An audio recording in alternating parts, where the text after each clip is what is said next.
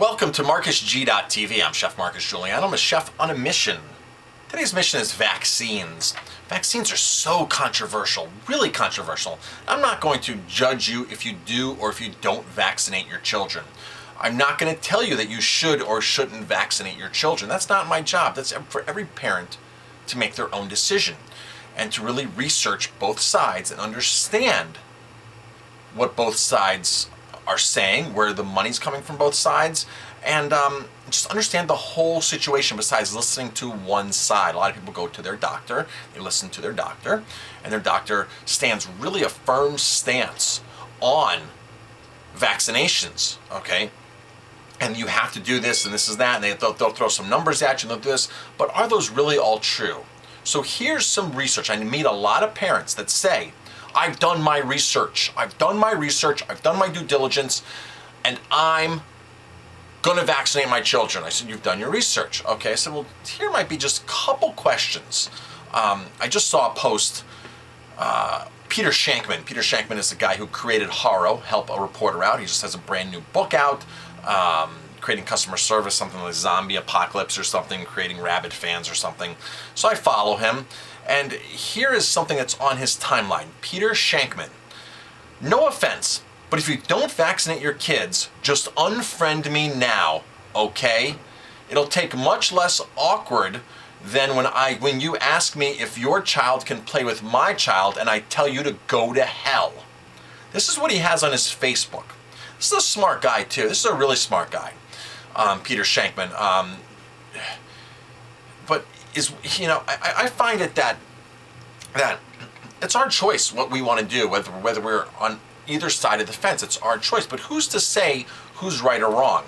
So here's just a couple points that I want to make to the people that have done all of their research, because I meet people all the time. I've done all the research, Marcus. I've done all the research. And here's a couple questions that when I ask them, they can't answer. So obviously they haven't done the research. And again, I'm not telling you to go vaccinate or not vaccinate. I'm not telling you. I'm just telling you here's a couple key points that I think that you should research before you actually do or you don't vaccinate. Now I'm just going to read you my response on Peter's timeline. Just a couple of questions. Is anyone concerned that the doctor hired by the CDC to prove vaccinations do not cause autism took money from the drug companies? Of course, the CDC's conclusion was that they do not cause autism, and that they are trying, now that they're trying to put this research doctor in jail and put him on trial here in the US, but he's in the Netherlands or he's somewhere overseas, because he took money from drug companies to do his research. I don't know if it was $1 million or $2 million, how much dollars it was, but he bought some houses, some cars in Atlanta. He really took the money and from these drug companies, and they came with this conclusion. So most people have no idea that this is an issue. That main doctor, the doctor who did these studies for the CDC to prove that there's no autism, took money from the drug companies. So wouldn't you think that's odd? Isn't that considered bad science or paid for science? Isn't that, this is really quite odd. So of course, nobody's ever heard of that I speak to, okay? Nobody's ever heard of that scenario. It's just funny that, I've done all the research, but you haven't done that research. So that's a key point. Paid for science, okay? So I continue to say, wouldn't one think that this is biased research? Is this the only case of paid for science out there in vaccine land? Is it? Do other studies exist that are funded by vaccine companies to prove that have their money influence into them? I don't think there are. I think there are probably a lot of studies. I don't know them personally, but I'm sure that there are. So that's a question to think. Okay, the next question here is, are the studies that you're reading, are they done by drug companies? Are they funded by the drug companies that are making it? Okay, people don't know that because they never trace the money. Okay, are vaccines a big business that might be influenced by a little bad science? So, absolutely, vaccines are a business. Vaccines are not a public service, okay? Vaccines are run like a business. They make billions of dollars, and they are a company with a product to try to convince people that they need to take their product, okay? People don't look at this vaccines as a business. They think that it is a public service, okay?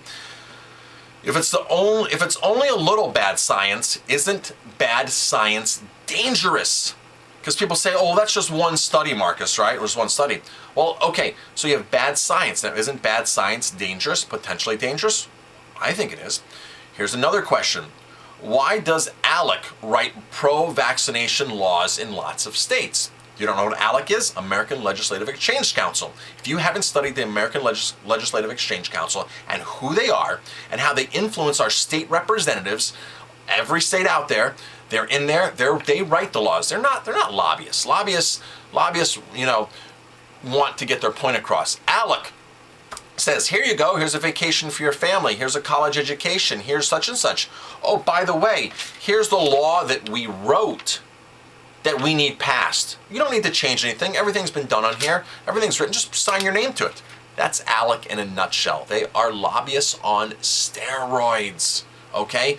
But nobody knows that they're out there passing laws left and right for vaccine companies. The vaccine companies are ALEC with a bunch of other companies, that they're writing our laws. The vaccine companies are writing our laws. So 12-year-olds in many states, 12-year-old girls can go get the HPV vaccine, right? Without parental consent. Isn't that insane that your 12-year-old can go do that? I think it is, but their parents don't know that. These parents have done all their research. And again, I'm not telling you to or not to. I'm telling you to do the proper research, okay? Does anyone ever ask if vaccines are safety tested, okay? Well, so that might be a question. They safety tested. Here's the reality of it. Vaccine companies, when they do trials, remove people from the trials that have adverse reactions to the vaccine. A vaccine trial is not there to prove anything else but that it creates antibodies. Antibodies only. That's it. It creates an antibody. It seems as effective. People that have adverse reactions get removed from the trial because they're not there to report adverse reactions. They're there to report conclusive evidence that it's creating antibodies, okay? But are antibodies the key to health or the key to preventing? I don't know, are they? These are questions that people typically don't ask. So why do we do booster shots?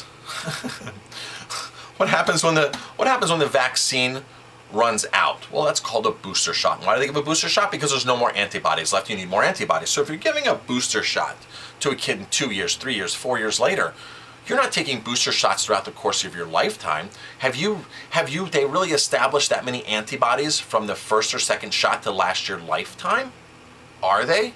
I don't know the answer to that, but do we ever ask that? Nobody ever asks that. How long do the antibodies last for? Okay? That's a major question because that's why you're getting a vaccine, for the antibodies. Has anyone ever wondered what the Cochrane scientists have said about vaccines? The Cochrane scientists are the most respected scientists worldwide, and they're most respected, here's the key part, independent scientists worldwide. They do independent studies. They're not funded by anybody. So if you don't know what they're saying about vaccines, then you have not done your research. And you don't need to do the research they've done. Just read their research. Just read what they've come up with on vaccines, the Cochrane studies, Cochrane's laboratories, Cochrane scientists. Does anybody think that it's odd that President Reagan signed some crafty legislation in place in his days to protect the vaccine manufacturers from damage from vaccines? That's right. If your kid has damages, you're not getting squat. First of all, it's hard to prove because people don't, when it gets reported to your doctor and this and that, it never gets really funneled to the proper place to say this is vaccine damage. It gets denied left and right, the vaccine damage, first of all. The whole system denies left and right. But President Reagan basically signed this legislation into place that says, okay, vaccine companies, you don't have to worry if you cause damage. You're not going to get sued. You're not going to be held accountable for any damages that you're doing. You're off the hook. I wish I could run a business like that. I really wish I could run a business like that scare people into getting my product, that then don't have to really safety test my product, give them my product, and when there's damages and when there's complications, I can step away and say, I'm free, clear. And then on top of it, I can write legislation in each state and hand it to my legislators, those state legislators, and have them pass it off. This sounds too good to be true. Nobody knows this about this side of the vaccination land, and it's just amazing, amazing. So are all vaccines totally necessary? There's certain vaccines that you do need and that you don't need. And some parents have research that say, okay, I think it's important for this, I think it's important for that, but a lot of people haven't.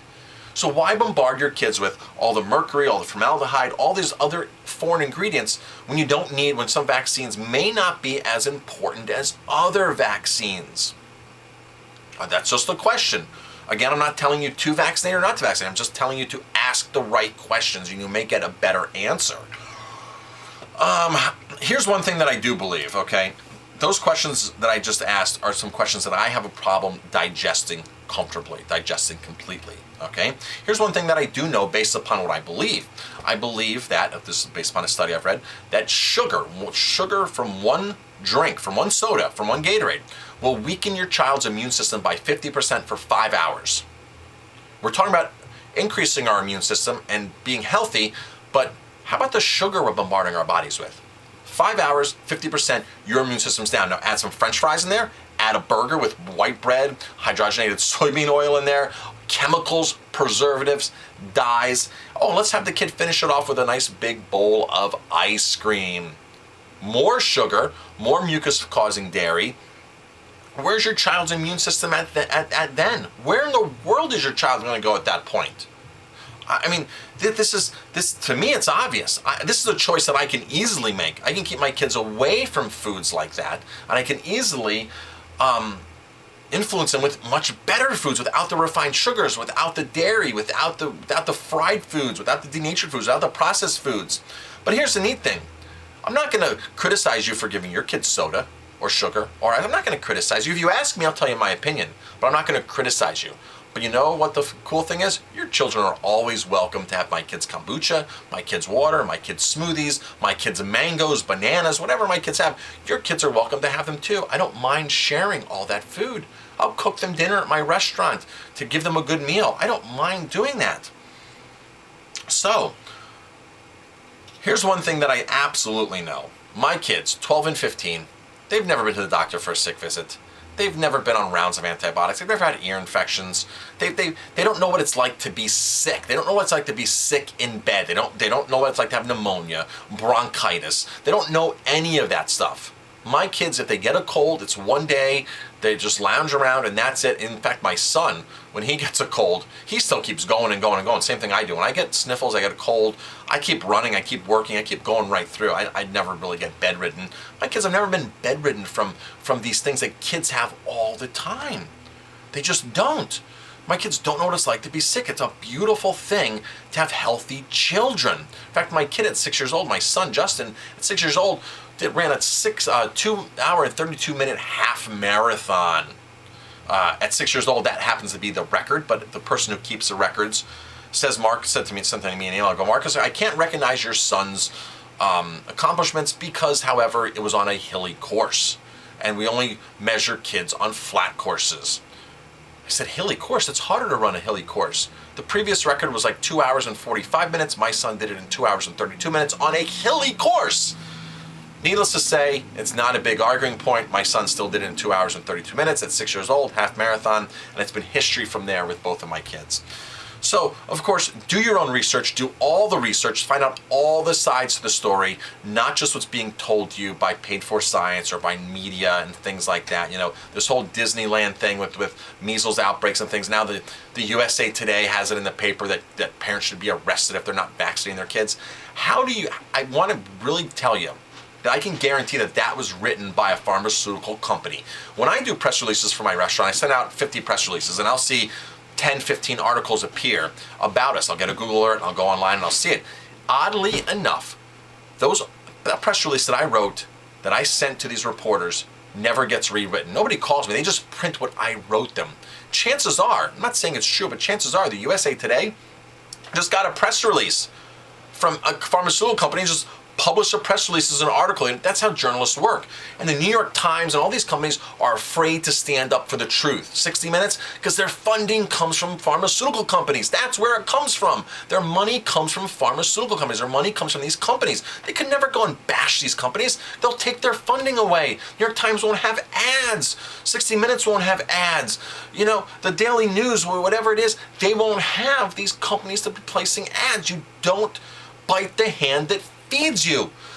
So you encourage the hand that feeds you and you print stuff that they're going to feed you to print and serve to the public. And then all of a sudden somebody reads something in the New York Times and say, oh, the New York Times is reputable. Yeah, there might be some reputable articles in there, but when it gets controversial, the New York Times has no backbone. Any of these papers have no backbone whatsoever. You can tell I'm getting upset and getting heated about this. They have no backbone. They're liars, they're manipulative, they don't do their research, and they're willing to sell anything based upon money. And that's the way the media works. That is it, okay? So Peter Shankman, shame on you. Shame on you for not doing all of your research. I put those questions on your Facebook page. Let's see if you answer any of those questions. You've done any of your research, because chances are you haven't done your research and you're criticizing other parents and telling them to go to hell and unfriend me now before I tell you to go to hell on something that chances are you have no clue what you're talking about. No clue, because you haven't done the research. If you've done the research and that's fine, and you've made a decision, that's fine. But exhaust all of your research first before you make a decision and before you make that kind of a statement, because it just shows how ignorant you actually are by saying something like that. I'm Chef Marcus Giuliano. I'm pumped. Thanks for watching this video. Thanks for tuning in. If you like my videos, please hit like, subscribe to my channel, and definitely pass it on. And again, I'm not telling you to or don't vaccinate. I'm telling you to do all the research. Do all the research. And if you can't answer questions, there's going to be a reason why you can't answer questions, because it doesn't make sense. Thanks for watching.